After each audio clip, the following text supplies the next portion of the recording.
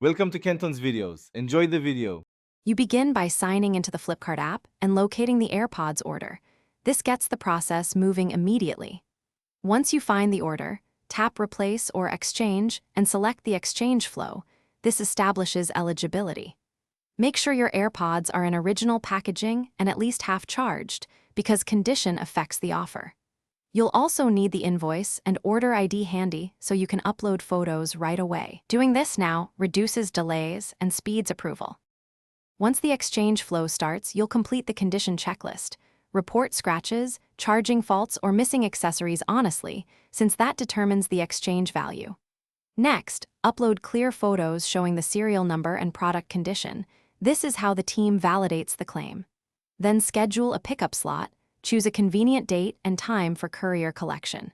Make sure your address and phone number are current, because failed pickup attempts delay processing and may cancel the exchange. You'll receive an exchange offer after inspection. Review it carefully and accept if it's fair. If you're exchanging for a higher-priced model, pay the difference through the app before shipment. Otherwise, receive Flipkart credit or a refund to your original payment within the stated window.